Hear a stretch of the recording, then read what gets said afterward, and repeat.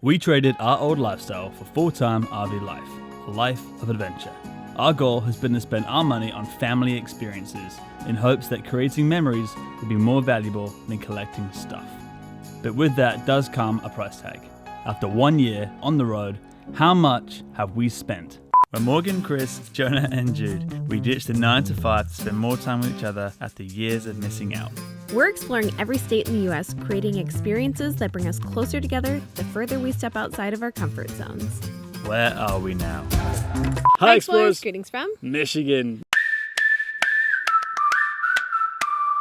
We're back in my hometown, and we thought it'd be a good idea to punch the numbers, see exactly how much it's cost us to full-time RV over the last year, and share it with you. And I really think that you'll be as surprised as us. I was surprised. Before we break down the numbers, there's a couple things that we need to share with you right off the bat. We own our truck and our RV outright, so we do not have to make payments on those. So we do have a little bit of savings when it comes to that other people may not. And also there's a few different reasons why people choose this lifestyle. I know that one major reason that we talk to a lot of people about is budget, where if you either travel very slowly or just not at all and live in your RV, you save a ton of money on fuel and campground expenses, but that is not at all what we are doing. We want to travel and see every single state. We're on a mission to really experience the culture in each state, and that comes at a cost. So let's break it down.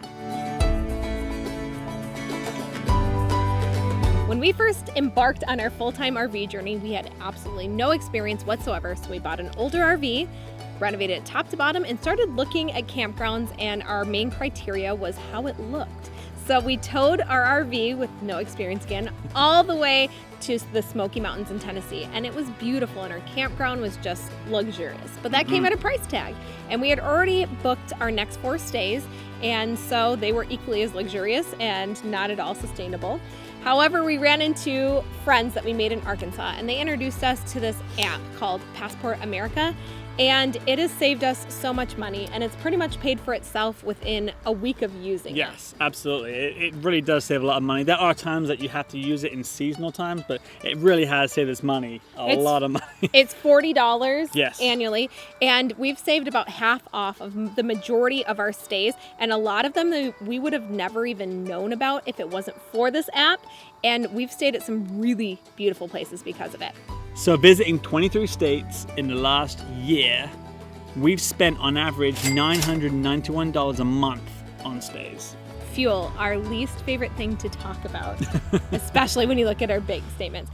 Fuel has really varied depending on the different states that we've been to. Yes. California, for instance, it was about $6 a gallon, and then other states we've had all the way down to $3. We went from having a diesel truck to a gas truck, so that's varied a little bit. We have found an app, a membership program called Gas Buddy, and that saved us a little bit. Yeah, that actually does. I mean, you can look at on this app and it'll tell you the nearest station, and it'll save you anywhere from like 3 or 4 cents up to like 25 cents a gallon. So you really gotta look for those bargains on the app, but it's definitely worth it, and you definitely save some money, which you need to save every penny when it comes to fuel. On average, we have spent $979 on fuel. Groceries. Just like any other family of 4, groceries right now are very expensive. And I think it tends to be slightly more expensive when you travel, because often you are staying in places where you don't have access to big chain stores. So you're shopping local, which is wonderful, but it tends to be a bit more expensive. So this also varies depending on where you go. And in this, we also included things like toiletries and other little things like that. So on average, per month, we're spending $1,250 on groceries. Propane. So we use our propane for 3 reasons. Number 1, to heat the RV in those colder months. Number 2, to heat our water, take some nice warm showers. And 3, to cook, which is huge. And this expense does vary. So if you go to somewhere like a Walmart, you pay like $18 for a refill of propane, compared to if you go to a gas station, you might spend anywhere like $26, $27. So always try and find a Walmart or a local grocery store, because it's definitely cheaper to go there for the propane. And with that being said, we spend about $75 a month on propane. Laundry. Laundry is my least favorite part of full-time RV life. It wouldn't be that bad if it wasn't having to always find coins It's If impossible. everybody had just a card-operated laundry, Which has only been 2 places we've stayed yeah, at. I might be a bit more sane when it comes to laundry. We're kind of at the mercy of the laundromats at the RV parks, and then if they don't have them, we have to venture out into a town. Sometimes they're kind of far away and find them, and it's just a little bit of a struggle. But vent over. Once we find the coins, there's just so much laundry to do because we have 2 little boys, we've got our towels, we've got bedding. So we're constantly doing laundry, and that adds up when you do not have your own washer and dryer. And we spend about $50 every single month washing things. Internet. Full-time RVing means that we are also working on the road full-time and schooling on the road full-time, so internet is essential. So before we left, we actually spent about $1,250 on an internet package from Mobile Must Have. The setup. The setup, yeah. So that was a router, that was the antenna, and that was the SIM card as well. And it's been fairly good for the most part. We've had some spots where we've had to get new SIM cards. Some things happen with restrictions on SIM cards and data allowances, Switching providers. yeah, providers and things like that. But for the most part, it's been fairly reliable. We've had good internet connection. It still seems like a lot of money Yeah, for what it comes is, with a though. price Yes, tag. yeah, it comes in $150 a month for the internet. Phone bills. We've had to change providers a few times because we work and we need to connect with people regularly, and service has varied depending on where we have been. And so right now, currently we're with Verizon, and we spend about $160 every month on our phone bills. And that also gives us 50 gigabyte hotspot each as well. And so Hulu, if our right? internet is And down, Hulu, Apple Music, I think, I'll maybe take it. Disney Plus. We'll have to look into that. That's Is a it bargain. Disney? I don't know. Probably. Miscellaneous. Things like urgent care visits, things like work and school supplies, all the things that we're not really looking forward to. We average about $50 a month because we're pretty intentional with things. Insurance. Yeah, the boring stuff. You kind of have to insure your car and the RV. It was $202 a month.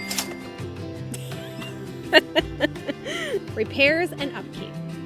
We've definitely had our fair share of setbacks on the road. We had to get a new truck. We had to put in a new hitch in that truck. We've had oil changes. We've had tires that need to be replaced on the RV. Some months we don't have anything wrong at all. So we're averaging right now about $280 a month. Adventures! This is our favorite part. This is the thing that we love to spend our money on, because really it's spending money on making memories. And so it's something that we're very happy to do. Some things that we actually go and do are free, which is wonderful, like the Pink Lake in Utah. It's pretty much just gas that it costs. And we also have in America the Beautiful Pass, which was $80, and it gets us into all the national parks for that same fee. Already more than paid back for that card. For the whole year. Easily, yeah. But then we do spend money on things like swimming with manatees and renting boats and all those kind of fun kind of things. But that averages about $300 a month for us.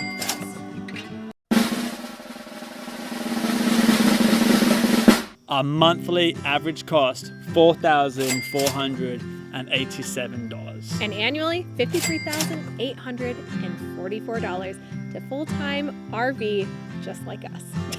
That's not cheap.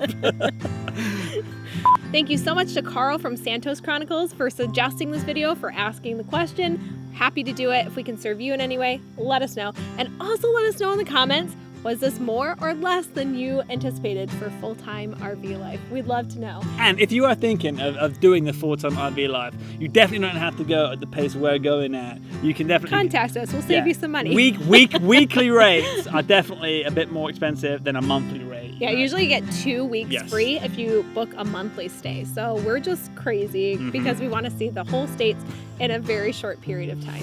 So thank you so much. Speaking of that, we are going to show you a new adventure next week, and we're so excited to see you then. Cheers.